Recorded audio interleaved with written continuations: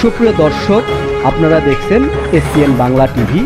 দেখুন ও সাবস্ক্রাইব করুন SPN Bangla TV, দেশ ও মানুষের কথা বলে। যাদের বক্তব্য শুনছিলাম, কবিতাটা অনেক মজা লেগেছে। বিশেষ করে শরীরটা একটু গরম হয়ে গেছে। নজরুলের বরাবরই আমি বক্তব্য ছাত্র জীবনে এটা করতাম। ওনাকে ধন্যবাদ। খুবই সুন্দর একটা কবিতা উনি লিখেছেন এবং কবি উপস্থাপন করেছেন। আমি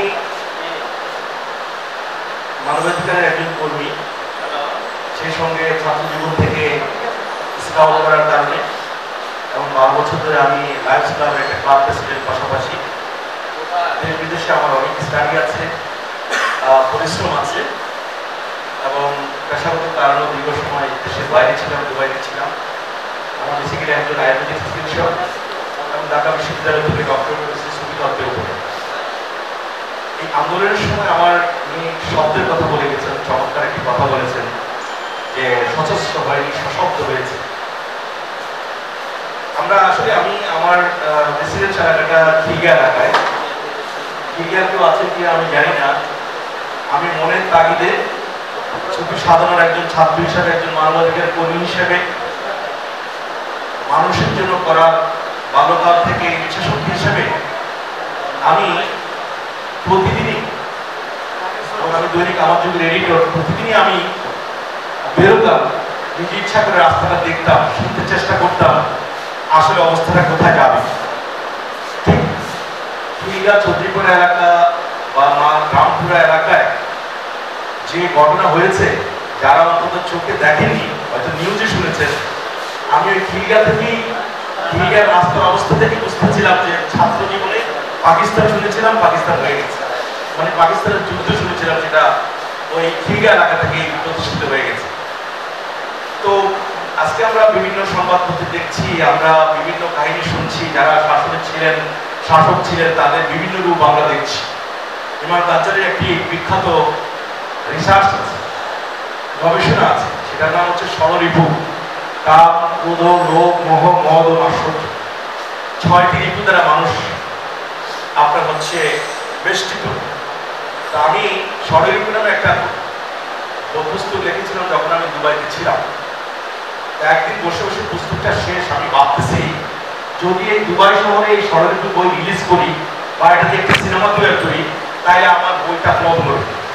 এই জন্য ফ্লপ করবে যে ষড়রিপুর ষড়টা 6টা দুবাইতে খুঁজে পাওয়া যায় না, 2টা পাওয়া যাবে কিনা সন্দেহ আছে। ক্যাশ খুলে রেখে ওয়াশরুমে চলে যায়। I have seen this scenario in my life for the first time in the 1998. That was 1998. এখন দেখেন যে ওই দেশে যদি ষড়রিপু সিনেমা করা হয়, পাবলিক খাবে না, বলে এটা কোথেকে আছে ষড়রিপু কোথায়? আমি তো আমার এখানে ষড়রিপু খুঁজে পাই না। আমি কাম পাইলে মদ পাই না, মদ পাইলে মাৎসর্য পাই না, মাৎসর্য পাইলে মোহ পাই না। কিন্তু আমার বাংলাদেশের জন্য ইমাম গাজ্জালির ষড়রিপু পুরা পরিপূর্ণ, একেবারে ষড়রিপু। এটা নাই তো ওইটা আছে, এটা নাই তো ওইটা আছে। আমরা এখন দেখি এত এত নামি দামি হুজুর, এত আবাদতকারী মানুষদের ঘরে মদ পাওয়া যায়।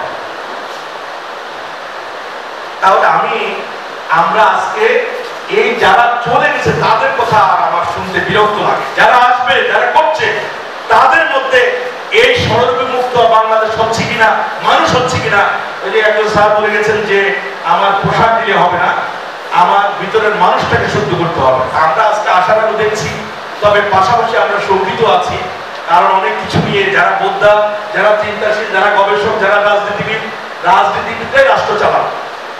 রাষ্ট্র কোনোদিনও অর্থনীতিবিদরা চালাবে না, রাষ্ট্র কোনোদিনও গণতান্ত্রিক অবস্থার বিপরীতে লোকরা চালাবে না। কিন্তু প্রশ্নটি হচ্ছে, যদি আমরা চাই, আমরা এটাও দেখেছি যে হজে গেলে, তাবলিগে গেলে, বিভিন্ন আল্লাহ রাস্তায় গেলে মানুষ বলে এত আগে শয়তান ছিল, হাজি শয়তান, এখন তো আল্লাহওয়ালা হয়ে গেছে, যারা নুরানি নুরালা হয়ে গেছে।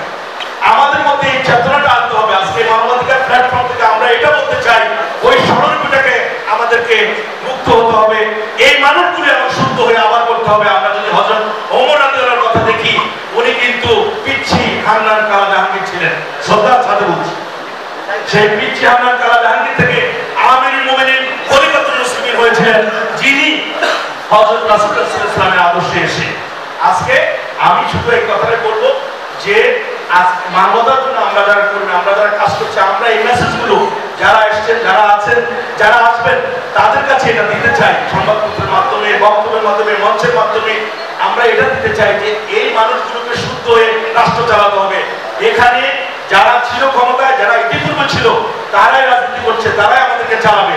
আমরা আমাদের কথাগুলোর মাধ্যমে তাদেরকে এটা বলতে চাই যে যদি ইতিহাস থেকে শিক্ষা না নেন, আমি গণভবনে গিয়েছিলাম, আমার মনে হয়েছিল যদি উনি থাকতো তাকে ছিঁড়ে ফেলতে হয়। যাই হোক, আপনাদের সবাইকে মানবতার এই প্ল্যাটফর্মে থাকার, রাখার, এবং আমি আরো কিছু প্রতিষ্ঠানের সাথে জড়িত, এই প্রতিষ্ঠানের মাধ্যমে সভাপতি সাহেবের মাধ্যমে এবং আমার এই প্রাণের সংগঠন হিসেবে এখানে অর্থনৈতিকভাবে যা কিছু দেশ বিদেশ থেকে করা সেই প্রতিশ্রুতি ব্যক্ত করে আমি করবো, সেই প্রতিশ্রুতি ব্যক্ত করে আমি এখানে শেষ করছি। সবাই ভালো থাকবেন, শুভকামনা। আসসালামু আলাইকুম ওয়া রাহমাতুল্লাহ।